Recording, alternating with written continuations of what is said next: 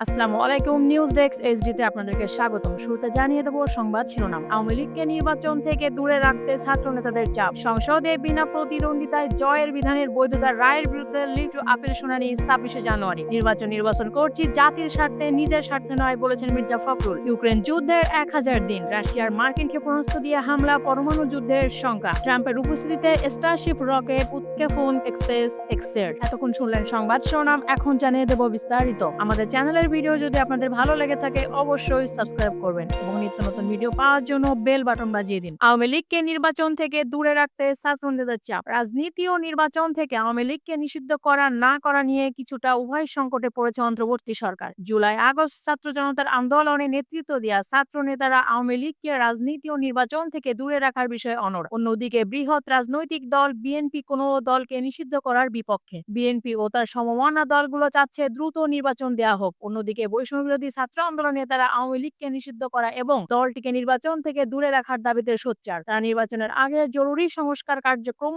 সম্পন্ন করা এবং আওয়ামী লীগের রাজনীতি করার অধিকার আছে কিনা সে প্রশ্নের সুরাহা চান। ফলে অন্তর্বর্তী সরকারের সামনে অগ্রাধিকার নির্ধারণ নিয়ে এক ধরনের চাপ তৈরি হয়েছে। সংসদে বিনা প্রতিদ্বন্দ্বিতায় জয়ের বিধানের বৈধতার রায়ের বিরুদ্ধে লিভ টু আপিল শুনানি 26শে জানুয়ারি। কোন সংসদীয় আসনে একক প্রার্থী থাকলে বিনা প্রতিদ্বন্দ্বিতায় নির্বাচিত ঘোষণা সংক্রান্ত গণপ্রতিনিধিত্ব আদেশের 19 ধারার বৈধতা সংক্রান্ত রায়ের বিরুদ্ধে লিভ টু আপিলের শুনানি হবে। আপিল বিভাগের শুনানির জন্য আগামী বছরের 26শে জানুয়ারির দিন ধার্য করা হয়েছে। আপিল বিভাগের চেম্বারে বিচারপতি মোহাম্মদ রেজাউল হক আজ মঙ্গলবার শুনানির এই দিন ধার্য করেন। নির্বাচন করছি জাতির স্বার্থে, নিজের স্বার্থে নয় বলেছেন মির্জা ফখরুল। জাতিকে রক্ষা করার একমাত্র উপায় অতি দ্রুত নির্বাচন দেয়া বলে মন্তব্য করেছেন বিএনপির মহাসচিব মির্জা ফখরুল ইসলাম আলমগীর। অন্তর্বর্তী সরকারের এই উদ্দেশ্যে তিনি বলেছেন, নির্বাচন কমিশনকে ঠিক করে আপনারা দ্রুত একটা নির্বাচন দিন। কবে কি করবেন আপনারা একটা রোড ম্যাপ দিন, জাতিকে জানান। যেটা জানালেই মানুষের মধ্যে একটা আস্থা আসবে। মানুষ তো নির্বাচন চায়। যতই বলুন আমরা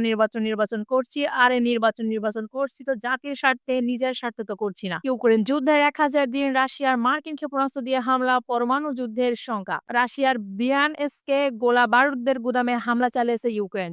বিশ্বযুদ্ধের পর ইউরোপের সবচেয়ে বড় সংঘাত বলা হচ্ছে। যুক্তরাষ্ট্রের সরবরাহ করা দূরপাল্লার ক্ষেপণাস্ত্র দিয়ে প্রথমবারের মতো রাশিয়ার ভূখণ্ডে হামলা চালিয়েছে ইউক্রেন। গতকাল মঙ্গলবার যুদ্ধের সহস্রতম দিনে এক হামলা চালায়। এমন হামলা চালানো হলে পরমাণু অস্ত্র দিয়ে পাল্টা জবাব দেওয়ার হুঁশিয়ারি আগেই দিয়ে রেখেছে মস্কো। তাই গতকাল হামলার পর ইউক্রেন যুদ্ধে আরো সংঘাতের দিকে মোড় নিতে পারে বলে আশঙ্কা করা হচ্ছে। রুশ প্রতিরক্ষা মন্ত্রণালয় গতকাল জানান, এদিন বিকেলে রাশিয়ার ব্রিয়ানস্ক এলাকায় এটিএসিএমএস ক্ষেপণাস্ত্র ব্যবস্থা ব্যবহার করে 5টি ক্ষেপণাস্ত্র ছোড়ে ইউক্রেন। সেগুলোর সবকটি লক্ষ্যবস্তুতে আঘাত হানার আগেই ধ্বংস হয়েছে। তবে ক্ষেপণাস্ত্রের ধ্বংসাবশেষ আঘাতে ওই এলাকায় একটি সামরিক স্থাপনায় আগুন ধরে যায়। এতে কেউ হতাহত হননি। ট্রাম্পের উপস্থিতিতে স্টারশিপ রকেট উৎক্ষেপণ স্পেস এক্সের। যুক্তরাষ্ট্রের নবনির্বাচিত প্রেসিডেন্ট ডোনাল্ড ট্রাম্পের উপস্থিতিতে পরবর্তী প্রজন্মের স্টারশিপ রকেট পরীক্ষামূলক উৎক্ষেপণ করেছে মহাকাশ সংস্থা স্পেস এক্স। মার্কিন প্রযুক্তি উদ্যোক্তা ও ধনকুবের ইলন মাস্কের মহাকাশ সংস্থাটির টেক্সাসের ব্রাউনসভিলের বোকা চিকা লঞ্চ প্যাড থেকে এই রকেট